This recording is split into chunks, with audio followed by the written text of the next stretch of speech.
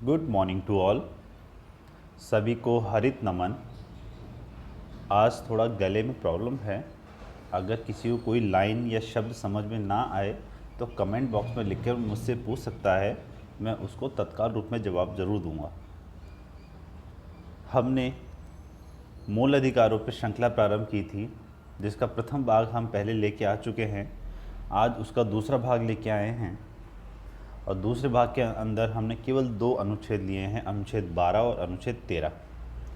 अनुच्छेद 12 में तो राज्य की परिभाषा है और उसमें बस ये गहराई से ये समझने की आवश्यकता है कि राज्य की परिभाषा में कौन कौन शामिल होते हैं। परंतु अनुच्छेद 13 ऐसा अनुच्छेद है जिसका संघर्ष जब अनुच्छेद 368 के साथ हुआ तो उसने हमारा पूरा संविधान बदल के रख दिया। अब देखिए, इसके पीछे एक बहुत बड़ी कहानी है और उस कहानी को जानना बहुत ज़्यादा ज़रूरी है। वो कंपटीशन एग्ज़ाम्स के हिसाब में बहुत महत्वपूर्ण हो जाती है, परंतु आप अगर केवल यूजी और पीजी का एग्ज़ाम दे रहे हैं तो आपके लिए इतना ज़्यादा जानना ज़रूरी नहीं है। परंतु कहानी है। अब कहानी में क्या होता है कि आप किसी भी चीज़ को जानते हैं। जैसे आपने केशवानंद भारती का केस का नाम पिछले कुछ वीडियो में बार बार सुना है, ठीक है। तो ये केस था क्या, ये बना कैसे, और अगर हम भारत के इतिहास या भारत के कानूनी इतिहास की बात करें और उनमें टॉप 5 या टॉप 10 केस की बात करें तो नंबर 1 केस हमेशा केशवानंद भारती रहेगा। इतना कॉम्प्लिकेटेड था या इतना, उसके लिए इतनी लंबी पृष्ठभूमि को समझना जरूरी है कि सरकार का, इंदिरा गांधी सरकार का और सुप्रीम कोर्ट का कैसे संघर्ष चल रहा था कि एक की पावर कम होती है तो दूसरे की पावर बढ़ जाती है और दूसरे की पावर बढ़ती है तो एक की पावर कैसे कम हो जाती है। एक दूसरे को संतुलन करने की जिस तरह की कोशिश की जा रही थी और अंततः वो कहाँ पे निकला, केशवानंद भारती पर सॉल्यूशन निकला। हम कोशिश करेंगे कि इस वीडियो में बहुत ही संक्षिप्त रूप में, क्योंकि ये वीडियो बहुत बड़ा हो जाएगा और मेनली जो आपकी यूजी और पीजी एग्ज़ाम के लिए बनाया गया है तो उसमें आपको काफ़ी दिक्कत आ जाएगी मेन चीज़ को समझने में, क्योंकि कहानी बहुत लंबी है। परंतु मैं विश्वास दिलाता हूँ आपको कि इसकी पूरी कहानी के ऊपर मैं अलग से पूरा वीडियो ज़रूर बनाऊँगा। तो यहाँ पे केवल हम समझाइश के स्तर पर कि आर्टिकल 12 क्या है और आर्टिकल 13 क्या है, इस पे ही फोकस करेंगे, ना कि इसकी बहुत ज़्यादा गहराई में जाएंगे, ठीक है। एक संविधान की कहानी का जैसे मैं आपको जिक्र कर रहा था, समझना इतना ज़रूरी हो जाता है क्योंकि एक ही चीज़ से कई चीज़ें जुड़ी हुई रहती हैं, ठीक है। अब अनुच्छेद 368 में जो प्रावधान जुड़े हैं, 368 अनुच्छेद संविधान संशोधन को लेकर था, ठीक है। अब हमारे 22 भाग हैं, 22 भाग में संशोधन करके उसके सब क्लोज जोड़ के 25 हो चुके हैं, परंतु मूल संविधान में 22 भाग हैं। उसमें जो भाग 20 है वो संविधान के संशोधन से रिलेटेड है, जिसमें संविधान के संशोधन की शक्ति भी है और संविधान का संशोधन किस प्रक्रिया से किया जाना ये भी है, ठीक है। उसका झगड़ा रहा है अनुच्छेद 13 के साथ और उस झगड़े के कारण कई सारे केस बने और कई सारे का सोल्यूशन निकला, ठीक है। तो हम अनुच्छेद 13 पे आएंगे, उससे पहले हम इसकी पृष्ठभूमि थोड़ा देख लेंगे। पहले हम बात करते हैं अनुच्छेद 12, आर्टिकल 12। देखो, आपको बार बार एक शब्द जरूर सुनाई देगा पूरे संविधान में, या ये मौलिक अधिकार की बात करें तो हम मौलिक अधिकार में राज्य की बात करेंगे तो आप ऐसे मत कर लेना कि राजस्थान एक राज्य तो मतलब कोई स्टेट की बात कर रहे होंगे, नहीं। आपको मैंने एक वीडियो बना के बताया था किस प्रकार से राज्य का मतलब व्यापक रूप से होता है। और संविधान के मौलिक अधिकार में जहाँ पे भी राज्य वर्ड आएगा कि राज्य इन आधार पर भेदभाव नहीं करेगा, तो उस, या राज्य इन लोगों को ये सुविधाएं देगा, सब में राज्य वर्ड आएगा, तो उस राज्य का मतलब है क्या, या उस राज्य के अंतर्गत कौन कौन आता है। देखिए, जितने भी आपने मतलब कार्यपालिका के जितने भी भाग देखे हैं, देखो एक चीज़ ध्यान रखना, कार्यपालिका में एक अस्थायी कार्यपालिका होती है जिसको हम मंत्रिपरिषद, मंत्रिमंडल बोलते हैं, जो कि 5 साल बाद चेंज हो जाती है। और एक स्थायी कार्यपालिका होती है जिसको हम प्रशासनिक लोग बोलते हैं, नौकरशाही बोलते हैं, जो कि हम बोलते हैं ना प्रशासनिक अधिकारी हैं, वो काम करते हैं, वो सब स्थायी में आते हैं क्योंकि वो सरकार बदलने के साथ बदलते नहीं हैं, उनकी नौकरी लग चुकी है और रिटायरमेंट तक वो कार्य करेंगे, ठीक है। तो अस्थायी कार्यपालिका, मंत्रिपरिषद, मंत्रिमंडल, और जो स्थायी कार्यपालिका जो प्रशासनिक लोग होते हैं, नौकरशाही के लोग होते हैं, वो लोग होते हैं, ठीक है। ये तो मैंने एक अंतर बता दिया। अब आते हैं हम राज्य की परिभाषा में कौन कौन आता है। केंद्र की संसद व सरकार, ठीक है। और भी सरल शब्दों का है, तो केंद्र की विधायिका और कार्यपालिका के लोग सब इसमें आ जाते हैं। ठीक है, अब उसमें आप ये देख लिए सरकार में स्थायी और अस्थायी दोनों कार्यपालिका के लोग, ठीक है, प्रशासनिक लोग भी आ जाएंगे सारे और मंत्रिपरिषद मंत्रिमंडल के लोग भी आ जाएंगे सारे। ठीक है, अब हम आते हैं प्रांतों के अंतर्गत। जैसे राजस्थान को प्रांत मान के लिए आप, है ना, राज्य वर्ड इसलिए यूज नहीं कर रहा, आप कंफ्यूज हो जाएंगे कि राजस्थान राज्य, यहाँ तो राज्य बात कर रहे हो। ये वो पूरा डिटेल जानने के लिए आप पूरा वीडियो देखिए, क्योंकि उसके लिए मुझे फिर 15-20 मिनट अलग से समझाना पड़ेगा। ठीक है, तो केंद्र का हो गया। अब प्रांतों की बात आती है, जिसको हम राजस्थान, मध्य प्रदेश, गुजरात जैसे राज्य बोलते हैं, वही प्रांत है ना।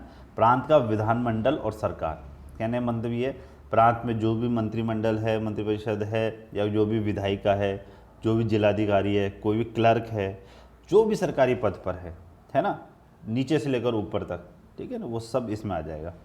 इसी प्रकार से स्थानीय निकाय, कौन कौन से, पंचायत, नगर पालिका, उसमें जितने भी कर्मचारी लोग हैं सब इसमें आ जाते हैं।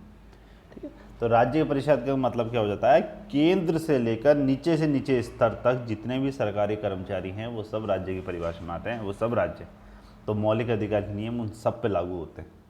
ठीक है, अब बात करते हैं अपन, कुछ ऐसी कंपनियां होती हैं जिसमें सरकार की भागीदारी 51% होती है, मतलब 50% से ज़्यादा होती है, तो उसकी जो ऑनरशिप है वो सरकार के पास ही होती है। और ये ऐसी जो अधोराष्ट्रीय कंपनियां होती हैं वो भी राज्य के अंतर्गत ही आती हैं।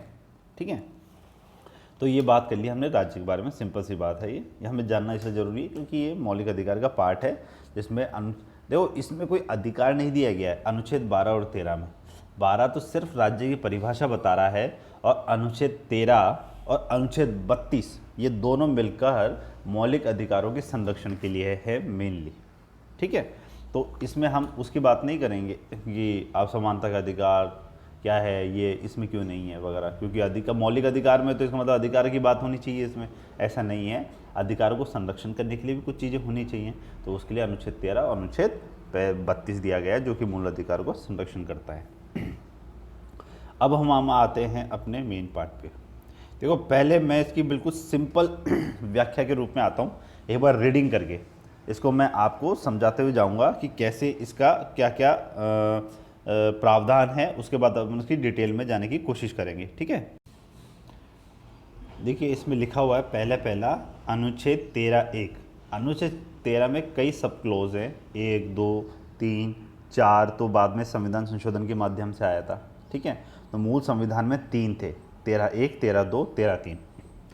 13(1) कहता है, वे समस्त कानून जो इस संविधान के प्रभावी होने से पूर्व क्रियाशील थे, ठीक है, उस सीमा तक अवैध होंगे जिस सीमा तक वे संविधान के तीसरे भाग की व्यवस्था के प्रतिकूल हो।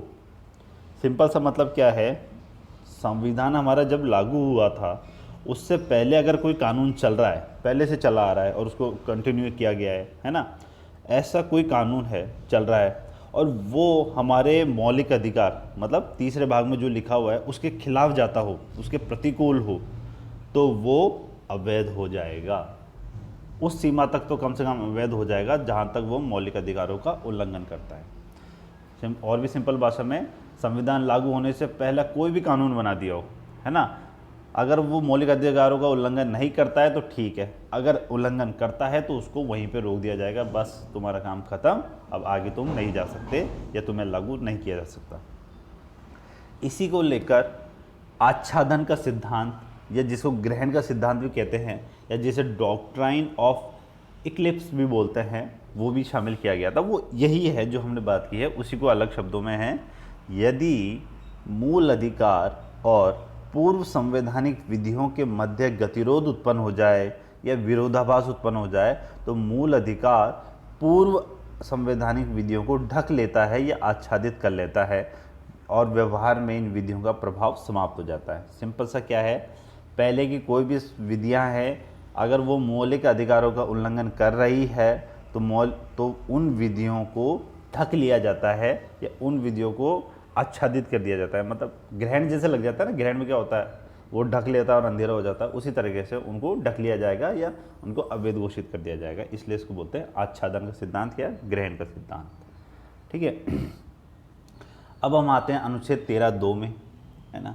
अभी आपको लग रहा होगा इसमें विवाद का विषय कहाँ आ गया, जो इतने लंबी कहानी की बात चल रही थी। विवाद का विषय आता है 13(2) और 13(3) को लेकर। 13(2) में लिखा हुआ है, राज्य कोई ऐसा कानून नहीं बनाएगा जो इस भाग द्वारा दिए गए अधिकारों को छीने या उसमें कटौती करे, ठीक है। और कोई भी ऐसा प्रस्तावित कानून जो इस व्यवस्था के प्रतिकूल हो अवैध होगा।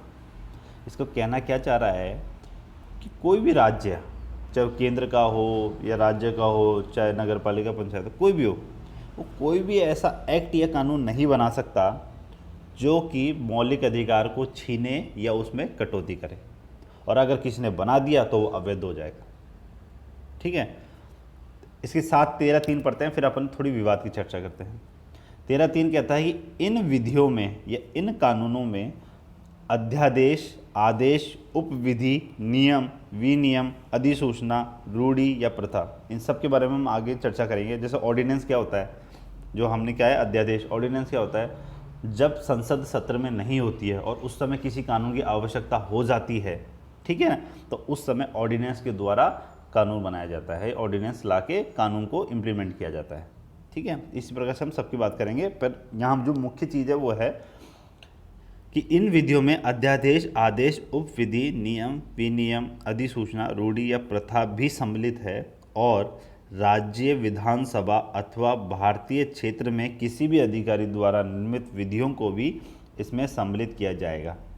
सिंपल सा कंसेप्ट क्या है, 13(2) बोलता है कि राज्य ऐसा कोई कानून नहीं बनाएगा जो कि मौलिक अधिकारों को छीने, है ना।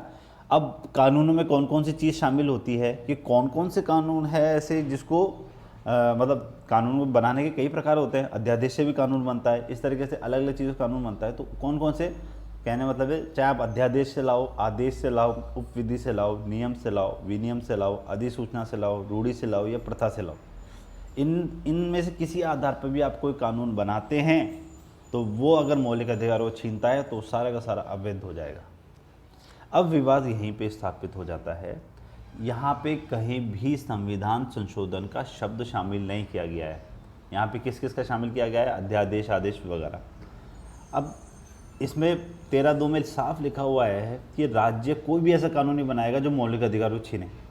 अब अगर पर दूसरी तरफ अनुच्छेद 368 में संसद को ये शक्ति दी गई है कि उसको लगे तो वो संविधान का संशोधन कर सकती है। अब देखिए, अगर संसद ने कोई संविधान का संशोधन करके किसी मौलिक अधिकार को कम कर दिया हो या किसी मौलिक अधिकार को हटा दिया हो, तो फिर तो इसके हिसाब से 13(2) के हिसाब से वो अवैध हो जाना चाहिए। पर दिक्कत क्या आ गई है कि यहाँ पे कहीं भी संविधान संशोधन का वर्ड नहीं लिखा हुआ, कहीं पे भी ये नहीं लिखा हुआ कि संविधान संशोधन के माध्यम से सरकार, राज्य जो है वो मौलिक अधिकारों में कटौती नहीं कर सकता। अब ये कहाँ शामिल होना चाहिए था, ये 13(3) में जो ये लिखे हुए हैं ना, अध्यादेश, आदेश, उपविधि, इस जगह इनके साथ ही संविधान संशोधन भी शामिल होना चाहिए था। अगर यहाँ पे संविधान संशोधन शब्द लिखा हुआ होता तो इन सब के आधार पर जो भी कानून बनेगा और वो मौलिक अधिकार को छीनता है तो अवैध होगा, ठीक है।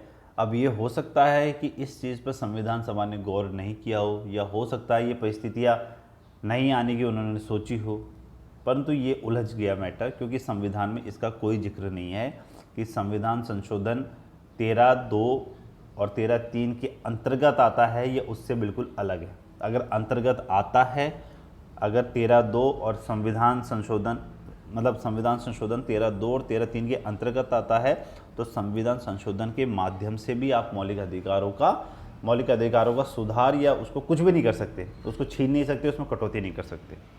और अगर ये दोनों अलग अलग हैं तो फिर राज्य इसमें मौलिक अधिकारों को छेड़ सकता है, उसमें कटौती भी कर सकता है, उसको छीन भी सकता है।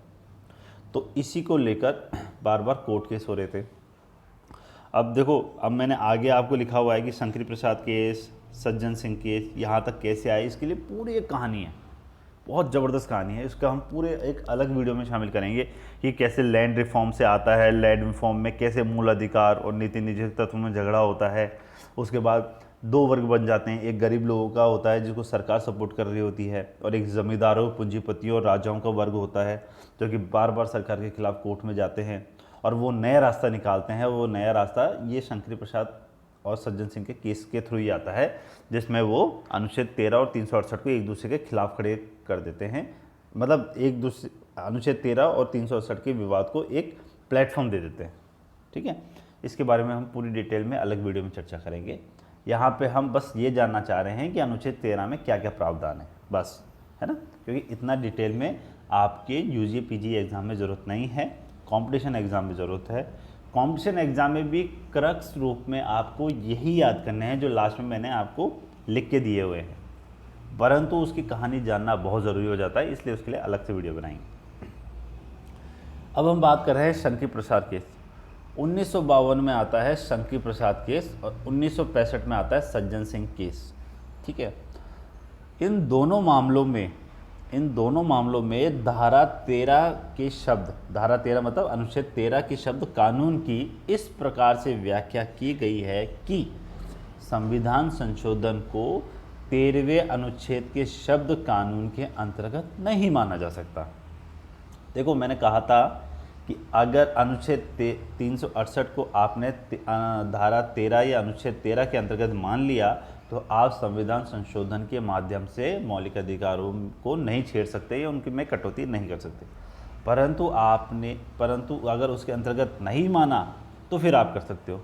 अब शंकरी प्रसाद केस और सज्जन सिंह केस दोनों ने कह दिया कि नहीं है, मतलब जो कानून शब्द लिखा हुआ है ना, ये देखो अनुच्छेद 13(2) में कानून लिखा हुआ है और उस कानून में क्या क्या है वो अनुच्छेद 13(3) में लिखा हुआ है कि उस कानून में अध्यादेश ये सब कुछ आता है। अब इनमें कहीं भी संविधान संशोधन का जिक्र नहीं है, परंतु शंकरी प्रसाद केस और सज्जन सिंह केस यही चीज़ बोलता है कि हाँ, कानून शब्द में संविधान संशोधन शब्द नहीं है, इसलिए संसद संवैधानिक संशोधन की प्रक्रिया के माध्यम से मौलिक अधिकारों में परिवर्तन कर सकती है, चेंज कर सकती है, कटौती कर सकती है, परिवर्तन कर सकती है। ठीक है, मैं आपको एक चीज़ और बताता हूँ।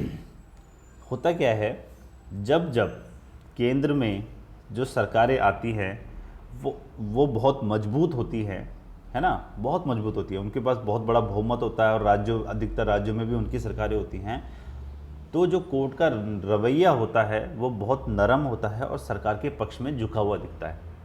तो उस समय यही था। आप देखो 1952-1965 के टाइम पे क्या था, केंद्र में कांग्रेस सरकार थी और 1964 तक तो नेहरू जी का काल था, और नेहरू जी कितने शक्तिशाली प्रधानमंत्री थे आपको भी मालूम है। अधिकतर राज्यों में सरकार इनकी थी, कांग्रेस की थी। होता क्या है, 1964 में मृत्यु हो जाती है नेहरू जी की, फिर लाल बहादुर शास्त्री आते हैं, पर उसी समय युद्ध भी हो जाता है और लाल बहादुर शास्त्री भी 2 साल के लगभग कार्यकाल के बाद उनकी मृत्यु हो जाती है। और फिर आती है इंदिरा गांधी, और इंदिरा गांधी के अंतर्गत चुनाव होता है 1967 में पहली बार। ठीक है ना, और उस चुनाव में कांग्रेस को बहुत अच्छी स्थिति नहीं रहती। कांग्रेस हालांकि सरकार बनाने में कामयाब हो जाती है, परंतु कई राज्यों से उनकी सरकारें निकल जाती हैं और केंद्र में भी उनको ज़्यादा सीटें नहीं मिलती है। सिंपल सा मतलब ये है, केंद्र में सरकार थोड़ी कमज़ोर हो चुकी है।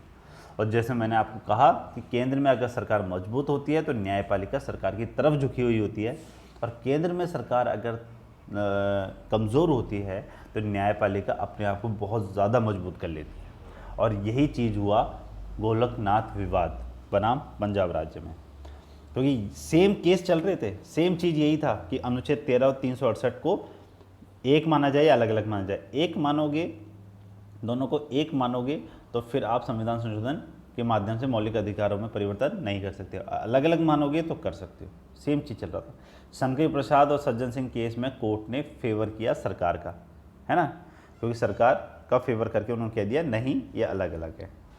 ठीक है, अब क्योंकि उस समय केंद्र में मजबूत सरकार थी, अब केंद्र में थोड़ा कमज़ोर सरकार आ चुकी है, क्योंकि इंदिरा गांधी का शुरुआती काल जो था वो बहुत ही लचील, मतलब ये कहते हैं कि अस्थिरता का काल था, क्योंकि उस समय वो एक साथ ही कई सेक्टरों में झगड़ रही थी।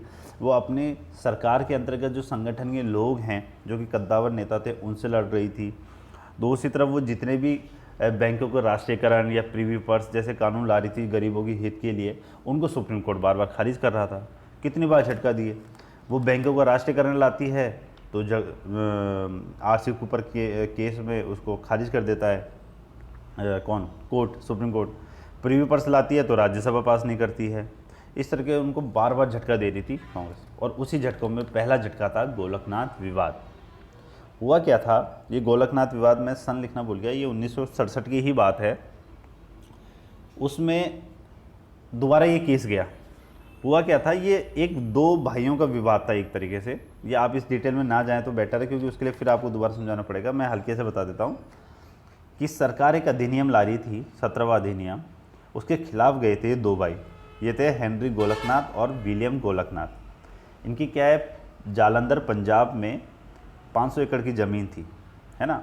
और उस समय पंजाब सरकार ने एक कानून बना लिया था कि जिस परिवार में एक से ज़्यादा भाई हैं और उनकी ज़मीनें भी ज़्यादा हैं, तो प्रत्येक भाई को अधिकतम 30 एकड़ की ज़मीन ही दी जाएगी। और सरकार ने क्या किया, 17वें संशोधन के माध्यम से इसको 9वीं अनुसूची में शामिल कर लिया गया। अब संविधान में क्या होता है कि संविधान में जो 9वीं अनुसूची थी उस समय, उसमें अगर आप कोई भी प्रावधान डाल देते हैं तो उसको सुप्रीम कोर्ट नहीं देख सकता।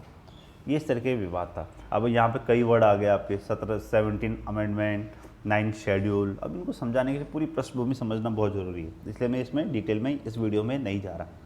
इसके लिए पूरा अलग वीडियो जरूरी है जिसमें स्टार्टिंग से समझना पड़ेगा।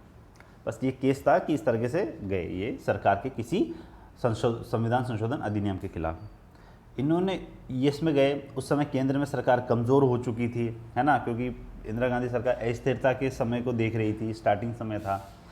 उनको पता नहीं था कि आगे जाके यही हिंदुस्तान की सबसे ताकतवर प्रधानमंत्री बनने वाली है, या एक कहें कि एक तरह से तानाशाह प्रधानमंत्री तक भी बन चुकी थी, है ना।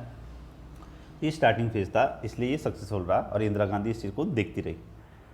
गोलकनाथ विवाद में सरकार के खिलाफ जाके सुप्रीम कोर्ट ने कहा कि कानून शब्द के अंतर्गत संवैधानिक संशोधन भी है, और ये निर्णय लिया गया कि संसद मौलिक अधिकार को सीमित नहीं कर सकती, है ना।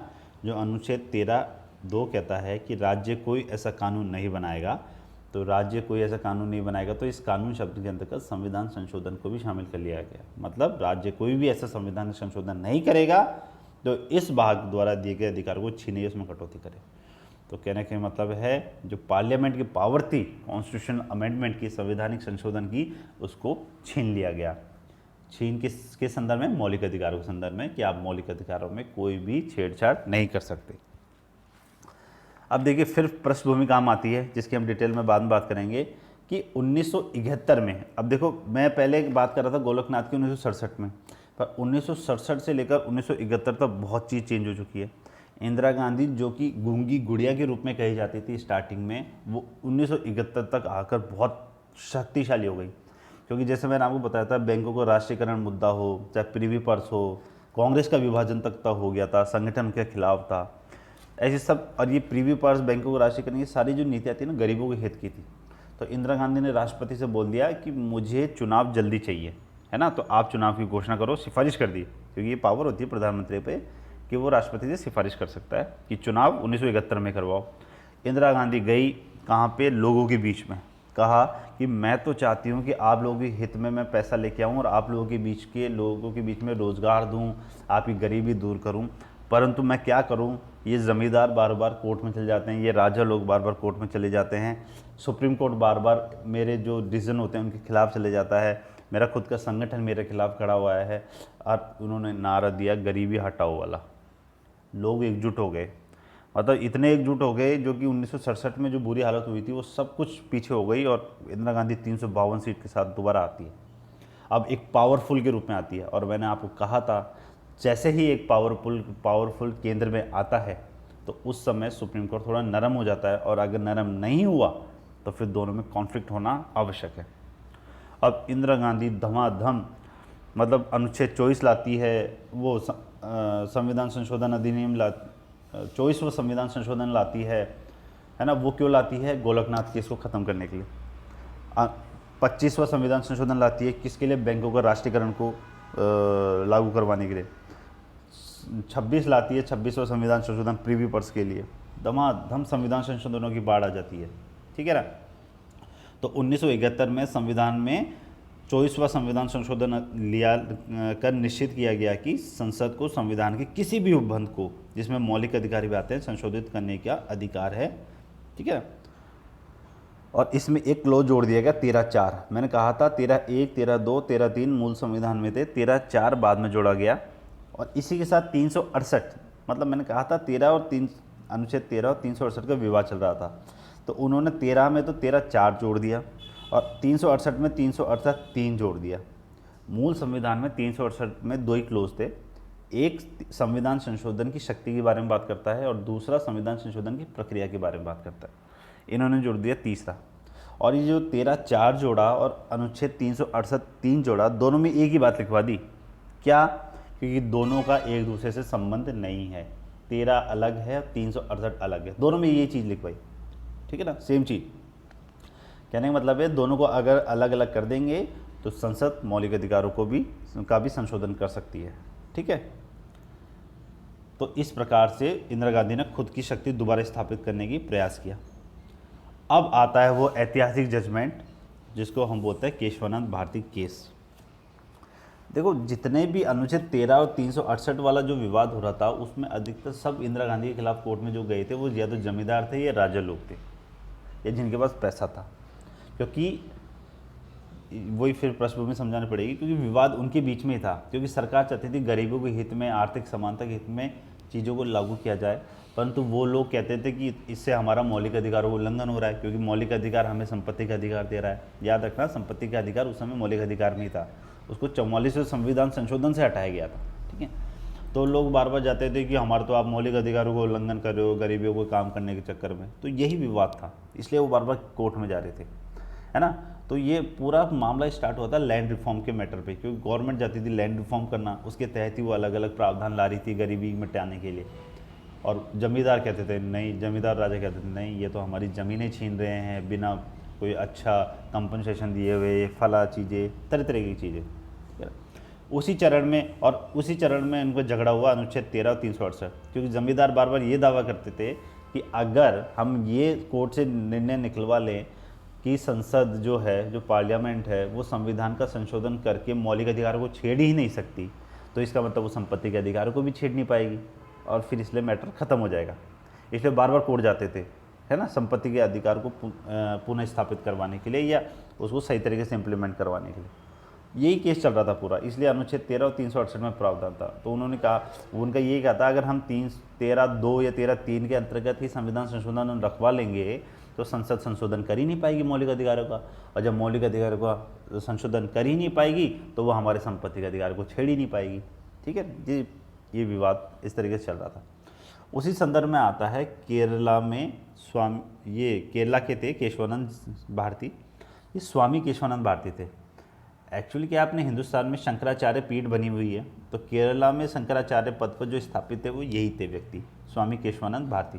कुछ दिन पहले ही, पिछले वीक में ही इनकी मृत्यु हो चुकी है। ठीक है ना, पेपर में आया भी था फ्रंट पेज पे, उसमें इनकी मृत्यु भी हो चुकी है। इनका क्या है, जो शंकराचार्य पीठ थी, उनका मठ जो था, उसकी जो संपत्ति थी, है ना, उससे काफ़ी उनके उद्यम भी चल रहे थे।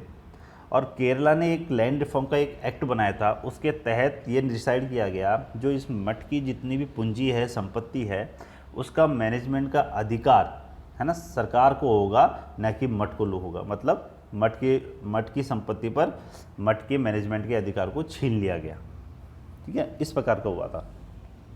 तो वो लोग गए थे कोर्ट में अपने उस चीज़ मांग करने के लिए।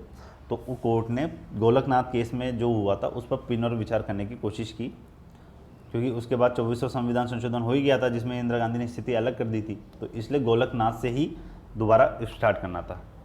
एक चीज़ ध्यान रखिएगा, कोई भी डिसीज़न जो पहले लिया जा चुका है ना, उस पर अगर पुनर्विचार होता है ना, तो उससे बड़ी बेंच बैठती है कोर्ट में।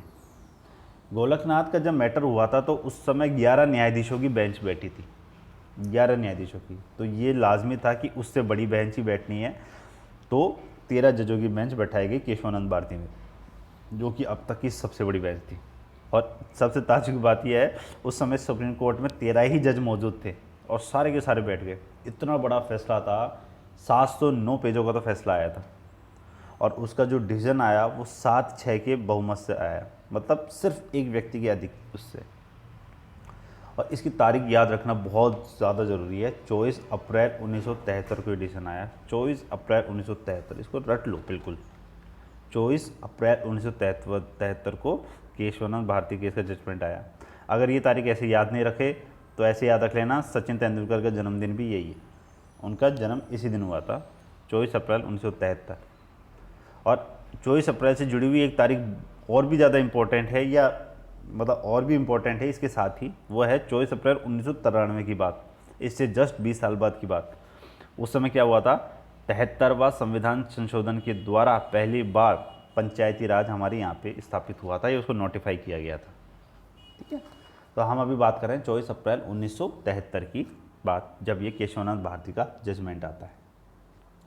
केशवानंद भारती में इसने पूरे संविधान के आधार को चेंज कर दिया और जो झगड़ा चल रहा था उसको सुलझाने का एक बहुत ही अच्छा माध्यम निकाला। ये कहते हैं ना कि बिल्कुल बीच का रास्ता, जिसको इंदिरा गांधी को स्वीकार कर लेना चाहिए था, परंतु इंदिरा गांधी उस समय अपने तानाशाही रूप में आ चुकी थी और वो सबको ठिकाने लगाने की कोशिश में लगी हुई थी, इसलिए उन्होंने इसको भी एक्सेप्ट नहीं किया। ठीक है, और इसमें क्या है वो तभी बात करेंगे अपन। और इसको एक्सेप्ट नहीं किया और इसके अधिकतर प्रावधानों को ख़त्म करने के लिए ही वो लेके आती है 42वां संविधान संशोधन अधिनियम, जिसके बारे में हम बार बार बात करते हैं। प्रस्तावना में भी हमने बात की थी कि 42वें संविधान संशोधन के माध्यम से क्या क्या चीज़ें जोड़ी गई हैं संविधान में, कई चीज़ें जोड़ी गई है ना, कई चीज़ें। उसके बाद 1944 संविधान संशोधन आता है, जब सरकार चेंज होती है इंदिरा गांधी की, तो उसके अधिकतर प्रावधान 42 के हटा लिए जाते हैं। और उसके बाद सुप्रीम कोर्ट का एक जजमेंट आता है मिनर्वा मिल्स का, ठीक है, 1980 में। उसमें पुनः पहले वाली स्थिति स्थापित कर दी जाती है, ठीक है ना। और 42 संविधान संशोधन में जो कुछ एक अच्छे प्रावधान थे, जैसे प्रस्तावना में कई वर्ड जोड़े गए थे, उनको कंटिन्यू रखा जाता है, परंतु जितने नेगेटिव प्रावधान थे उनको हटा दिया जाता है और 44 संविधान संशोधन प्लस मिनर्वा मिल के द्वारा पहले वाली स्थिति को पुनः स्थापित कर लिया जाता है। अब बात करते हैं क्या था केशवानंद भारती केस में, क्या जजमेंट आया। तो केशवानंद भारती ने बीच का रास्ता निकाला, ठीक है ना। इंदिरा गांधी ने जितने कॉन्स्टिट्यूशन अमेंडमेंट किए थे उनमें अधिकतरों को उसने सही माना, ठीक है ना। और गोलकनाथ के मामले में जो डिसीजन आया था कोर्ट का, उसको खारिज कर दिया, ठीक है। परंतु एक नई चीज़ जोड़ी, उन्होंने कहा कि संसद को नागरिकों के मूल अधिकार या मौलिक अधिकार या भाग 3 को संशोधित परिवर्तित करने की शक्ति है, बिल्कुल है, परंतु संविधान के मूल ढांचे को नष्ट नहीं कर सकती, उसे बदल नहीं कर सकती। अब मूल ढांचा है क्या? सरकार ने पूछा, भाई ये तो बताओ ये मूल ढांचा है क्या, ये वर्ड तो सुना ही नहीं। तो कोर्ट बोलता है कि हम अपने आगामी विभिन्न डिसीजनों के माध्यम से बताएंगे कि मूल ढांचे में संविधान के क्या क्या शब्द आते हैं, क्या क्या भावनाएं आती हैं। जैसे उन्होंने बोमईवाद के बाद निर्धारित किया कि धर्मनिरपेक्षता जो शब्द है वो भी संविधान के मूल ढांचे में है। इसका मतलब क्या है कि जो संसद है वो धर्मनिरपेक्षता वर्ड को छेड़ नहीं सकती या उसको अब संविधान से अलग नहीं कर सकती। इसी प्रकार से लोकतंत्र वर्ड जो है हमारे संविधान में, उसको हटा दिया, तो कहना है उसको शामिल कर दिया मूल ढांचे में, तो इसका मतलब क्या है, संसद उसको भी नहीं छेड़ सकती। तो सुप्रीम कोर्ट ने अपने विभिन्न डिसीजनों के माध्यम से संविधान के मूल ढांचे में जो जो शामिल किया गया है उनमें संसद कोई भी संशोधन परिवर्तन नहीं कर सकती। उसके अलावा मौलिक अधिकार में जो कुछ है उनमें संशोधन कर सकती है। तो ये बिल्कुल बीच की बात हो गई कि संसद के संशोधन की शक्ति को भी जारी रखा गया, परंतु एक लिमिट तक। और एक बहुत अच्छी लाइन बोली थी उसने सुप्रीम कोर्ट ने कि संविधान के संशोधन की शक्ति संविधान के बनाने की शक्ति के बराबर नहीं है। कहने का मतलब यह है, आप संविधान का संशोधन कर सकते हो, मौलिक अधिकार को संशोधन कर सकते हो, परंतु इतना भी संशोधन मत कर दो कि आप संविधान सभा जैसे पूरे संविधान का निर्माण करते हैं ऐसे आप कोई नए संविधान लिख दो। अब सारी शब्दावलियों को चेंज कर दो संविधान संशोधन के माध्यम से, अधिकतर प्रावधानों को चेंज कर दो, इसका मतलब तो आप पुनः नया संविधान ही लिख रहे हो। तो ये नहीं कर सकते, इसलिए आपको हम इतनी शक्ति दे रहे हैं कि मूल ढांचे के अलावा जो चीज़ें आप उसमें संशोधन कर सकते हो मौलिक अधिकारों में, और किसी का और जो मूल ढांचे में है उनको संशोधन नहीं कर सकते। इसे बेसिक स्ट्रक्चर ऑफ कॉन्स्टिट्यूशन कहा गया, ठीक है ना। और सुप्रीम कोर्ट ने एक चीज़ और कह दी कि आपके हर संशोधन का ना जुडिशियल रिव्यू हम कर सकते हैं। ठीक है। अब मिनर्वा मिल्स में क्या आया था, मिनर्वा मिल्स में ये दोबारा स्वीकार किया गया। मैंने कहा था ना कि केशवानंद भारती के बाद फिर 42वें संविधान संशोधन अधिनियम आ गया, तो उसके बाद दोबारा स्थिति थोड़ी चेंज हुई। तो फिर 1980 में जब मिनर्वा मिल्स आता है तो उसमें दोबारा कहा गया कि संविधान का संशोधन करने की सीमित शक्ति, असीमित नहीं, सीमित शक्ति संविधान का मूल ढांचा ही है। मतलब आप केवल सीमित रूप से ही संविधान को बदल सकते हैं या मौलिक अधिकार को बदल सकते हैं, है ना। और इसमें क्या बोलते हैं, मिनर्वा मिल्स है, इसमें ही एक चीज़ और शामिल की गई थी जो लैंग्वेज है, मैं आप उसको पढ़ के बता देता हूँ कि संविधान के मूल ढांचे में ही निहित है कि संसद संविधान में सीमित संशोधन कर सकती है, असीमित नहीं। जो हमने बात की थी उसी को शब्दावलियों के रूप में। अब हम आते हैं लास्ट फेमस जजमेंट, आर्टिकल 13 और 368 के जो विवाद हुआ था उसी को लेकर, जो अंत में जाके फाइनल स्थिति स्थापित हुई है वो केशवानंद से हुई है, मिनर्वा मिल्स से हुई है, वामन राव मामले से हुई है। होता था कि क्या करते थे, संसद क्या करती थी कि कोई ऐसा मामला, इन्होंने 9 शेड्यूल बनाया था, 9वीं अनुसूची बनाई थी। अब 9वीं अनुसूची के बारे में कहा जा चुका था कि उसमें जो चीज़ भी आप शामिल करोगे उसका न्यायिक पुनरावलोकन नहीं हो सकता। न्यायिक पुनरावलोकन क्या होता है कि विधायिका का जो कार्य संविधान में लिखा हुआ है, कार्यपालिका का जो काम संविधान में लिखा हुआ है, वो अपना कार्य करते हैं, उन कार्यों की जांच करता है न्यायपालिका कि उन्होंने अपने क्षेत्र का ही काम किया है ना, अपने अधिकारों से बाहर जाके काम तो नहीं किया है ना। तो उसको बोलते हैं न्यायिक पुनरावलोकन। मतलब विधायिका ने कोई एक्ट बना दिया, कानून बना दिया, या कार्यपालिका कोई प्रशासनिक आदेश लाके या उन एक्टों को लागू करने में किन चीज़ों को प्रोसेस कर रही है, तो उनकी जांच करने का काम न्यायपालिका करती है कि कहीं वो अपने अधिकारों का उल्लंघन तो नहीं कर रहे, है ना। न्यायिक पुनरावलोकन बोलते हैं। तो ये द्वितीयक कार्य हो गया। द्वितीयक कार्य के सेंस में कि पहले काम कौन करेगा, विधायिका, कार्यपालिका, और उन कामों की बाद में जांच कौन करेगा, न्यायपालिका। ठीक है। अब आता है वामन राव मामले में। इसमें सुप्रीम कोर्ट ने कहा कि जो जुडिशियल रिव्यू है, न्यायिक पुनरावलोकन है, वो भी संविधान के मूल ढांचे में है। ठीक है। अगर इसको आपने संविधान के मूल ढांचे में शामिल कर लिया तो कहने का मतलब ये है कि सरकार के, वो न्यायपालिका के न्यायिक पुनरावलोकन की शक्ति को कोई भी सरकार छीन नहीं सकती। ऐसा नहीं है कि सरकार कल कोई संविधान संशोधन लिया है और कहे कि नहीं, न्यायपालिका को न्यायिक पुनरावलोकन की शक्ति इन फला फला चीज़ों में नहीं है। ठीक है। तो इसका मतलब दूसरे तरीके से क्या हो गया कि अभी तक क्या है, 9th शेड्यूल में, 9वीं अनुसूची में जो चीज़ शामिल की जाती थी उनका न्यायिक पुनरावलोकन नहीं हो सकता था। परंतु अब जब न्याय पुनरावलोकन खुद ही मूल ढांचा हो गया है तो वो सब चीज़ों का न्यायिक पुनरावलोकन कर सकता है, इंक्लूडिंग 9th शेड्यूल, 9th उस मामले में। तो ये संसदीय शक्ति को कम कर दिया गया। परंतु इसमें एक चीज़ जोड़ दी गई कि ये जो सिद्धांत है ना, ये 24 अप्रैल 1973 से पहले पर अप्लाई नहीं होगा। अब 24 अप्रैल 1973 की तारीख कौन सी है, केशवानंद भारती जजमेंट की। तो ये कहना ये चाह रहा है कि 24 अप्रैल 1973 से पहले अगर संसद ने किसी अधिनियम को, किसी कानून को 9वीं अनुसूची में डाला है तो उसकी जांच हम नहीं करेंगे। ठीक है ना, उसका हम न्याय पुनरावलोकन नहीं करेंगे। परंतु उसके बाद में जो शामिल कर रहे हैं ना 9वीं अनुसूची में, उसका न्याय पुनरावलोकन हम कर सकते हैं। हालांकि अभी तक नहीं कर रहे हैं, परंतु कर सकते हैं, ये हुआ। ठीक है। जो शब्द भविष्य लक्ष्य लिखा हुआ है, इसका मतलब यही होता है कि ये पहले से लागू नहीं होगा, ये उस तारीख के बाद से लागू होगा। ठीक है। और आधारिक लक्षण का सिद्धांत, बेसिक स्ट्रक्चर ऑफ कॉन्स्टिट्यूशन या मूल ढांचे का सिद्धांत, तीनों एक ही बात है, शब्दावली में अंतर है, किसी भी रूप में आए।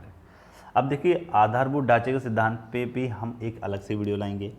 और अभी हमने बीच बीच में जो कहानियाँ बताई इंदिरा गांधी की और ये, उस पर डिटेल में हम पूरा एक वीडियो बनाएंगे, जहाँ से हम स्टार्ट करेंगे कि कैसे लैंड रिफॉर्म आया, कैसे एजुकेशनल रिफॉर्म आया, और उनमें मूल अधिकार नीति निषेध तत्वों में कैसे संघर्ष हुआ।